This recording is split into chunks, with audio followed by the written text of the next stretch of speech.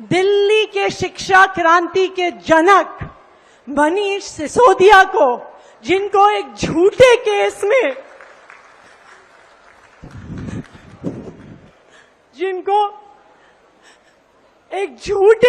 में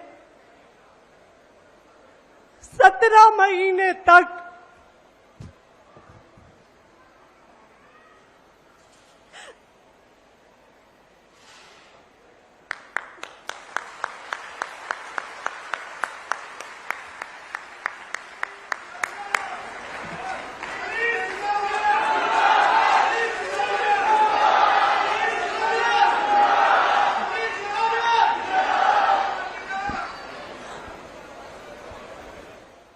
जिन्हें 17 महीने तक एक झूठे केस में फंसाकर जेल में रखा गया।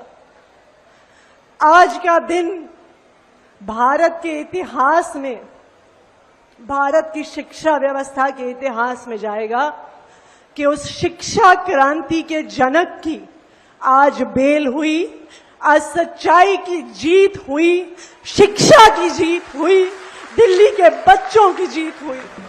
मनीष सिसोदिया जी 17 महीने जेल में रहने के बाद आज उनकी जमानत हुई है। ये सत्य की विजय है।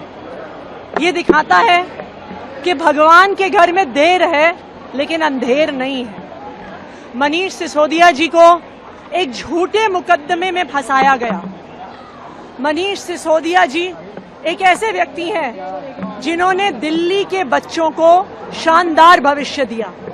मनीष सिसोदिया जी एक ऐसे व्यक्ति हैं जिन्होंने दिल्ली के बच्चों की हाथ की लकीर बदल डाली, उनका भविष्य बदल डाला, उनकी शिक्षा व्यवस्था बदल डाली। और आज हमें जो खुशी है मनीष जी को बेल मिलने पर, अब हम इंतजार कर रहे हैं कि इसी तरह से जल्द ही ये समय आएगा कि दिल्ली के लोकप्रिय मुख्यमंत्री अरविंद केजरीवाल जी भी बाहर आएंगे। दिल्ली के लोग अपने लोकप्रिय मनीष सिसोदिया जी का इंतजार कर रहे थे, अरविंद केजरीवाल जी का इंतजार कर रहे हैं। मुझे लगता है दिल्ली में कोई ऐसी मां नहीं होगी जिसने अरविंद केजरीवाल जी के लिए आंसू ना बहाए। दिल्ली में कोई ऐसी बहन नहीं होगी जिसने मनीष सिसोदिया जी के बाहर आने के लिए व्रत नहीं रखा होगा। लेकिन आखिरकार सच्चाई की ही जीत हुई है, सच्चाई की ही जीत होगी। ये दिल्ली वालों की जीत है, ये दिल्ली के बच्चों की जीत है। आज आप उनको याद करके इमोशनल भी हो गए, आंखों में आंसू आ गए। देखिए, मनीष सिसोदिया जी वो व्यक्ति हैं जो अपने दिन में 18 घंटे काम करते हैं। मनीष सिसोदिया जी वो व्यक्ति हैं जिन्होंने कभी अपने बारे में नहीं सोचा, उन्होंने दिल्ली के बच्चों के बारे में सोचा। मनीष सिसोदिया जी एक ऐसे व्यक्ति हैं जिन्होंने ये ठान लिया था कि चाहे बच्चा गरीब से गरीब घर का हो लेकिन उसे एक अच्छे भविष्य का मौका मिलना चाहिए। और आप ये भारतीय जनता पार्टी की तानाशाही की क्रूरता देखिए कि एक ऐसे आदमी को झूठे मुकदमे में फंसा के जेल में डाला।